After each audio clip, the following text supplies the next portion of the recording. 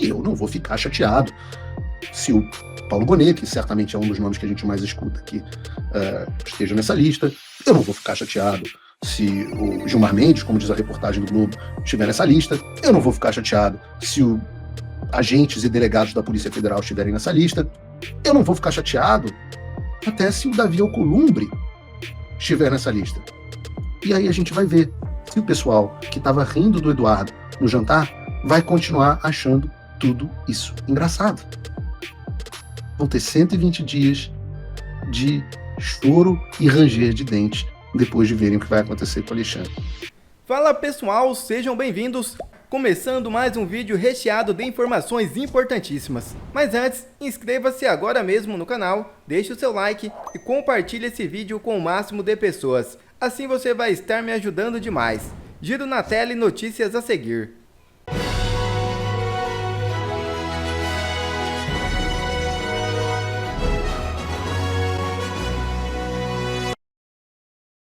Deputados americanos pedem oficialmente o uso da severa Lei Magnitsky contra Moraes. É isso mesmo. Os deputados Maria Elvira Salazar e Rick Cormack enviaram uma carta ao presidente Donald Trump pedindo que ele puna o ministro Alexandre de Moraes com a Lei Magnitsky. Essa lei é extremamente severa, pois proíbe a entrada dos sancionados em solo norte-americano e impede transações financeiras com empresas e cidadãos dos Estados Unidos. A iniciativa foi inicialmente cogitada pelo empresário Elon Musk. Agora conta com um pedido público de parlamentares americanos. Trump irá se manifestar e sua decisão parece previsível. Agora vamos aguardar. A batata de Alexandre de Moraes já está assando. Trump estuda pacotão de sanções sobre as autoridades brasileiras. Esse foi o Metrópolis. Mas Paulo, será? Bom, ontem foi o Metrópolis, hoje foi o Globo. Depois de Alexandre de Moraes, os próximos alvos da ofensiva bolsonarista nos Estados Unidos. E antigamente, eu acho legal, porque antigamente o pessoal achava que era tic-tac do Paulo Figueiredo. Paulo Figueiredo fica fazendo tic-tac, vem aí. Eu pergunto, agora é tic-tac do Metrópolis? É tic-tac do Globo?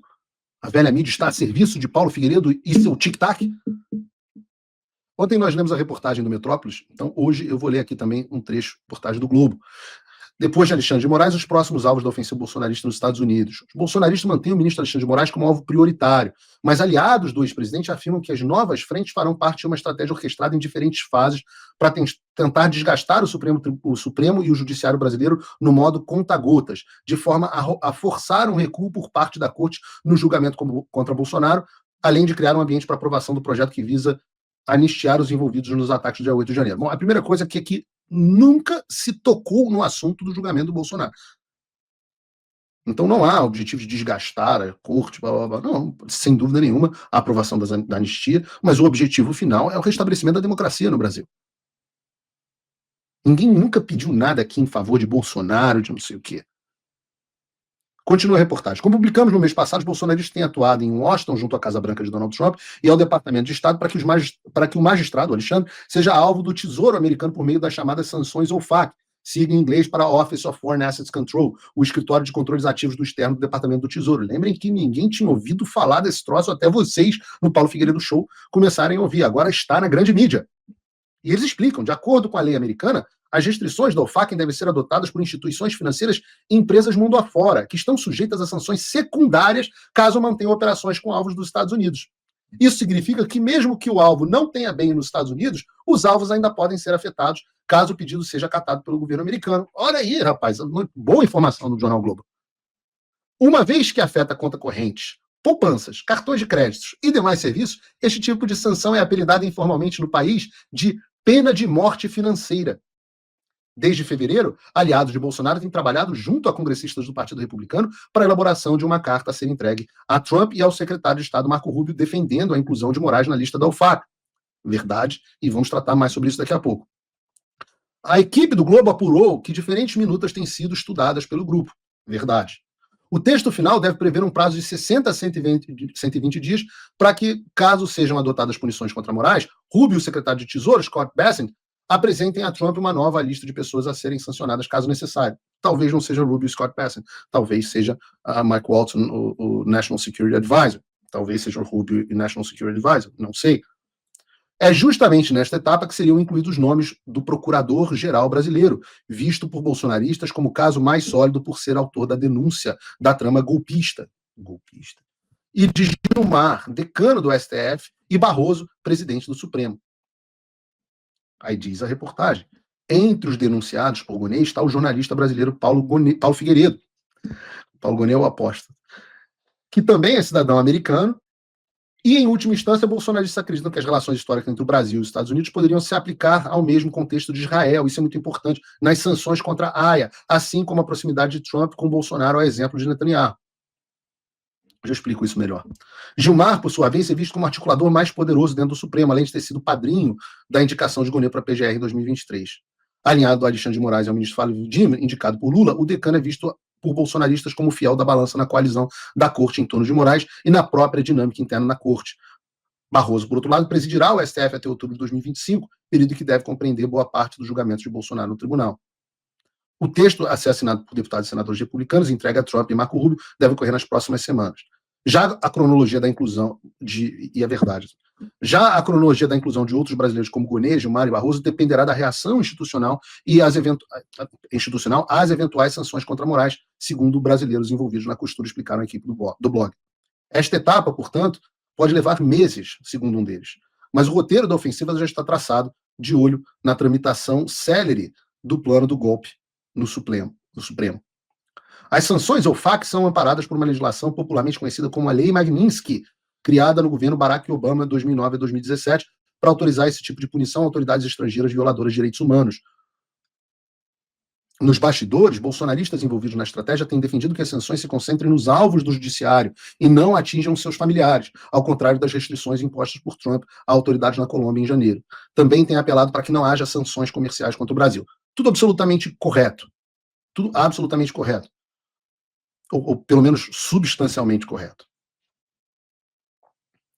Tem procedência.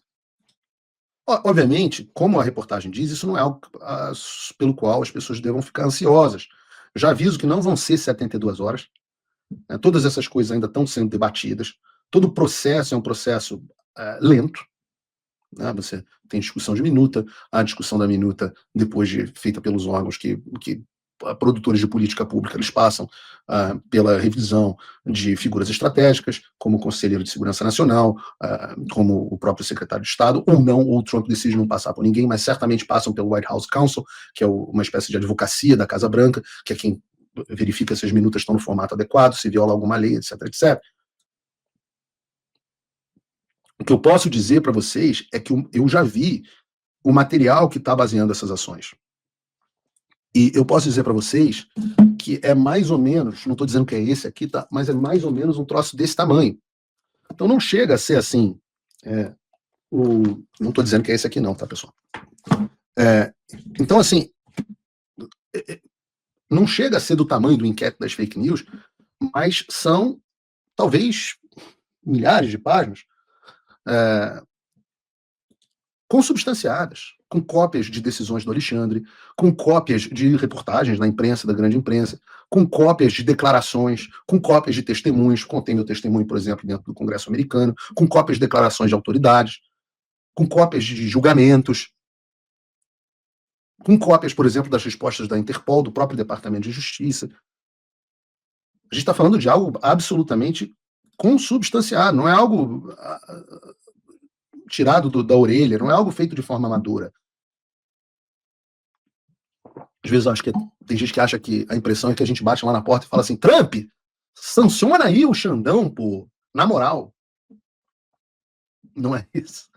Né? O processo é um processo burocrático. E é por isso que demora tempo.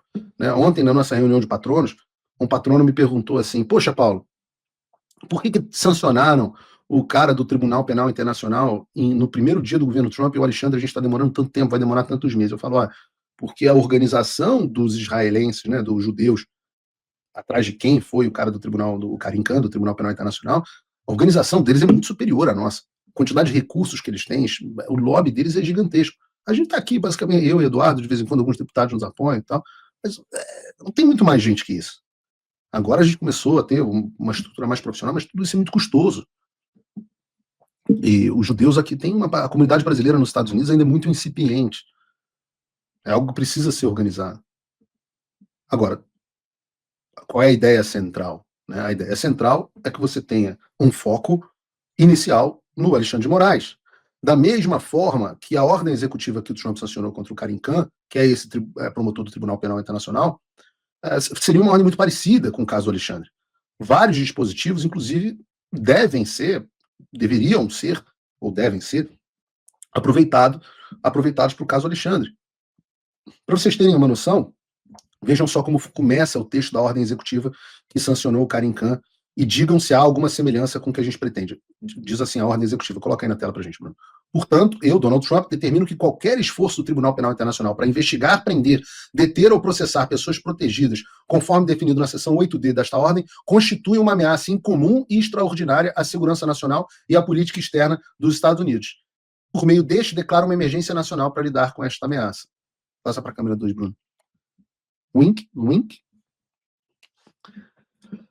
Antes da gente continuar, vale explicar que um dos grupos protegidos por essa seção 8D são as chamadas United States Person, ou seja, nos termos da ordem executiva, diz a ordem executiva, qualquer cidadão dos Estados Unidos, residente permanente legal, entidade organizada sob a lei dos Estados Unidos ou de qualquer jurisdição dentro dos Estados Unidos, incluindo uma filial estrangeira, subsidiária ou funcionário de tal entidade, ou qualquer pessoa legalmente presente nos Estados Unidos, a menos que os Estados Unidos forneçam consentimento formal à jurisdição do TPI sobre essa pessoa. Câmera 2, Bruno. Wink, wink. No nosso caso, seriam as pessoas. Eu, Alan dos Santos, Constantino, Ludmilla, Monark, Jason Miller, Chris Pavlovski, Elon Musk, quem mais? Michael Schellenberger, todos os protegidos pela jurisdição americana, atrás de quem o Alexandre está indo, mas também as empresas. X, Meta, SpaceX, Microsoft, que mais? Todas elas, Google, todas elas. Se continuarem as investigações ilegais, as denúncias ilegais, etc., etc., o que aconteceria em tese? Lembrando que esta não é a ordem executiva do Alexandre, mas é um bom exemplo de como seria uma ordem executiva do Alexandre. O que diz a ordem contra o Karim Khan? Seção 1. Todos os bens e interesses em bens que estão nos Estados Unidos, que futuramente venham a estar nos Estados Unidos, ou que estão, ou futuramente venham a estar na posse ou controle de qualquer pessoa dos Estados Unidos, das seguintes pessoas estão bloqueados e não podem ser transferidos, pagos, exportados, retidos ou de outra forma negociados. Aí está o nome do Karim Khan. Seção 3. As proibições na seção 1A desta ordem incluem a realização de qualquer contribuição ou fornecimento de fundos, bens ou serviços para ou em benefício de qualquer pessoa cujos bens e interesses em bens estejam bloqueados nos termos da seção 1 desta ordem. O CB, recebimento de qualquer contribuição, financiamento de fundos, bens ou serviços de qualquer pessoa. E a ordem executiva é bem grande, eu recomendo a leitura integral, peço aqui para a Surreli, inclusive encaminha no nosso grupo de patronos para as pessoas terem conhecimento, mas basicamente ela diria o que aconteceria com o Alexandre quando ele for sancionado, que é todo o dinheiro dele em qualquer banco do mundo, qualquer lugar onde ele tem ativos, ou opere nos Estados Unidos, ou seja, todos os bancos do mundo, todas as instituições financeiras do mundo, vai ser bloqueado. Assim como, claro, óbvio, todos os ativos que ele tem nos Estados Unidos. E aí é que entra a beleza. Qualquer pessoa que fizer uma contribuição para ele, um Pix solidário igual do Bolsonaro, entra junto. Mas não é só isso. Se você ligar agora, você vai receber a seção 5 da ordem executiva, que diz assim: dentro de 60 dias, a partir da data desta ordem, o secretário do Tesouro, em consulta com o secretário de Estado, deverá apresentar ao presidente um relatório sobre pessoas adicionais que devem ser incluídas no escopo da seção 1 dessa ordem. E é isso que a reportagem do Globo está dizendo que vai acontecer com o Brasil. A ordem é contra o Alexandre, e você tem um prazo, que eu imagino que sejam de pelo menos 120 dias, pelo menos é o que eu tenho pleiteado, 120 dias, para que se avalie quem mais vai sofrer pena de morte financeira. E é por isso que eu tenho dito, é a bomba de Hiroshima, se destrói Hiroshima e fala, olha, é isso que acontece com quem vai contra os Estados Unidos. Vocês querem continuar a guerra? Ok. Bom, Nagasaki. Vocês querem continuar a guerra? Esse é o caminho. E olha, eu normalmente, assim, meu instinto natural é um instinto pacifista. Eu espero que o Alexandre sofra as sanções, isso dê espaço para as instituições brasileiras responderem e que essa rede que tem dado suporte ao Alexandre, essas pessoas que jantaram na casa dele ontem, talvez parem de atender o telefone e talvez parem de jantar na casa do Alexandre. Mas talvez não. E eu não vou ficar chateado se o Paulo Bonet, que certamente é um dos nomes que a gente mais escuta aqui, esteja nessa lista. Eu não vou ficar chateado se o Gilmar Mendes, como diz a reportagem do Globo, estiver nessa lista. Eu não vou ficar chateado se os agentes e delegados da Polícia Federal estiverem nessa lista. Eu não vou ficar chateado até se o Davi Alcolumbre estiver nessa lista. Mas, Paulo, por que o Davi Alcolumbre estaria nessa lista? Afinal, ele não participou da perseguição. Vejam, deixa eu ver se eu consigo voltar aqui no texto do meu teleprompter para ler o texto da lei. Essa tem uma parte interessante aqui. Eu queria achar aqui o trecho especificamente aqui, de qualquer pessoa que. Eu vou perder no texto do teleprompter. Mas o meu ponto é que qualquer pessoa que ajude ou dê cobertura a essa perseguição sofre as consequências.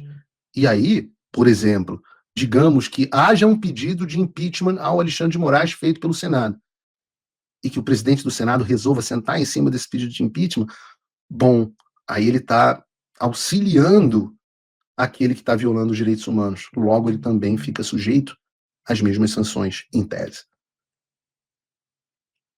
Bom, aí será que o rabo, por exemplo, se o projeto de anistia não avançar, será que o rabo preso do Mota e do Alcolumbre com o Supremo Tribunal Federal é mais forte do que o rabo preso da pena de morte financeira?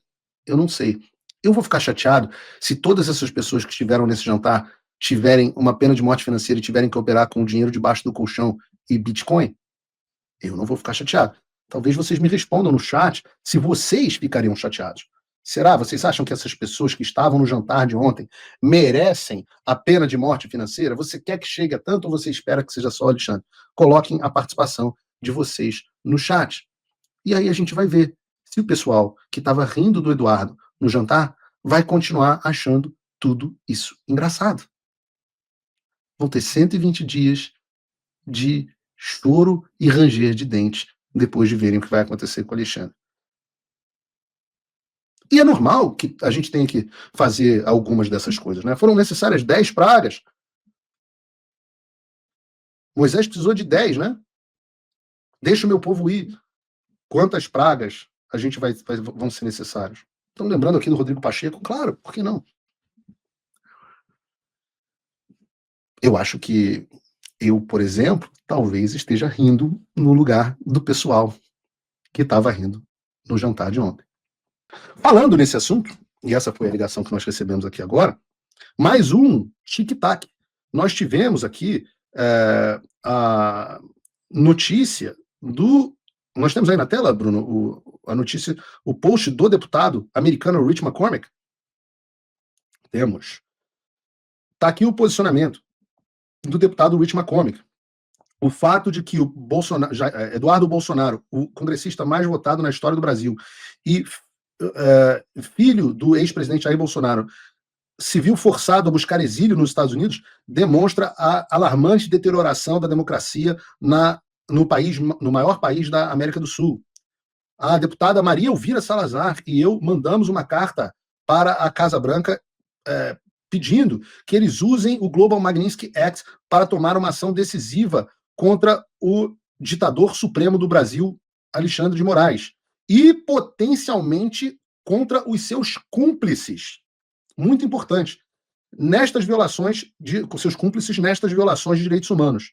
Nós encorajamos os nossos colegas no Congresso e ao Senado a se juntarem a nós, assinando essa carta em defesa da democracia nessa nação criticamente importante. Ele marca o secretário de Estado Marco Rubio e o secretário Donald Trump e coloca aqui a carta. Eu não sei, João, você mandou o texto da carta traduzido? Manda na pauta do grupo que eu vou ler aqui do celular mesmo, porque isso aconteceu enquanto nós estávamos no Paulo Figueiredo Show. Deixa eu, inclusive, aqui mandar para algumas pessoas. Nós temos o texto da carta aqui? Não, eu não vou conseguir traduzir de cima da... Ah, tá aqui. Congresso dos Estados Unidos, Câmara dos Representantes, Washington, ao presidente Donald Trump e ao secretário Marco Rubio. Na semana passada, o ex-presidente Jair Bolsonaro foi indiciado, a carta do dia 25, e foi assinada agora. É uma carta longa, eu não vou ler a carta inteira, vou ler só esse trecho. Os Estados Unidos não podem permitir que juízes estrangeiros determinem o que os americanos podem dizer, ler, publicar. Os abusos de morais refletem precisamente o tipo de autoritarismo que o Global Magnitsky Act foi criado para combater. Suas flagrantes violações de direitos humanos, sua censura a opositores políticos e o uso de seu poder judicial para manipular eleições exige sanções imediatas dos Estados Unidos. De fato, a Casa Branca recentemente impôs sanções ao Tribunal Penal Internacional, estabelecendo um precedente importante para ações de tribunais estrangeiros que agem ilegalmente contra os interesses dos Estados Unidos. Como eu disse aqui. Estou pedindo ao governo Trump e aos meus colegas do Congresso que tomem medidas decisivas. Moraes e seus facilitadores devem enfrentar consequências reais, incluindo sanções Magnitsky, restrições imediatas de visto e penalidades econômicas. O presidente e o Departamento de Estado têm autoridade para tomar essas medidas e Moraes deve responder por seus abusos de direitos humanos e ações antidemocráticas. Se não fizermos nada, estamos sinalizando que os Estados Unidos toleram a tirania judicial que não apenas ameaça a democracia no Brasil, mas também nossos interesses nacionais. O povo brasileiro merece o direito de escolher seus próprios líderes nas urnas e não de tê-los removidos por um juiz autoritário. Os Estados Unidos devem se posicionar em defesa da democracia, da liberdade de expressão e do Estado de Direito antes que seja tarde demais. Estão copiados também Michael Waltz, conselheiro de Segurança Nacional, e o honorável Maurício Claver Carone, enviado especial dos Estados Unidos para a América Latina. Bom, tic-tac do Paulo Figueiredo, tic-tac do Metrópolis, do Globo, e tic-tac dos congressistas dos Estados Unidos. Essa Maria Elvira Salazar é a mesma deputada que tem sido uma das maiores críticas e antagonistas do Alexandre de Moraes. Não tem mais tic-tac, a temperatura está aumentando, e como eu disse, não vão ser em 72 horas. O processo de construção disso é um processo de pressão de múltiplos pontos. Existe Congresso, existe a Casa Branca, existem pessoas-chave, existe participação na mídia. Ontem mesmo eu estava participando da televisão na One American News aqui nos Estados Unidos, no programa da Chanel Ryan. Antes de ontem era o deputado Eduardo Bolsonaro no programa do Matt Gaetz. Na semana passada estava eu no programa do Matt Gaetz, e essa pressão. Na semana passada eu também no programa do Steve Bannon, e são essas pressões de múltiplos pontos que levam ao consenso, geram um entendimento sobre o que está se passando no Brasil, e daí as medidas são tomadas. E isso também exige um processo de convencimento e entendimento da sociedade brasileira. E é por isso que é impressionante que nós tenhamos furado a bolha, e assuntos que antes eram discutidos somente no Paulo Figueiredo Show, hoje já são discutidos na grande mídia. Como vocês acham que essas pessoas que não tinham ideia do que era o FAC, do que era a Lei Magnitsky, de como funcionava o processo de visto, quem eram os deputados, Maria Salazar, etc., hoje isso está na boca do povo, e furou a bolha. Está na mídia mainstream, na velha mídia, na mídia legada. Quer ver mais conteúdos como esse? Então inscreva-se agora mesmo no canal e ative o sininho das notificações. Assim você não perde mais nenhum conteúdo que é postado aqui no canal. E também já deixe o seu like para o YouTube ajudar a divulgar o nosso trabalho. Fico por aqui e que Deus abençoe a todos. Brasil acima de tudo e Deus acima de todos.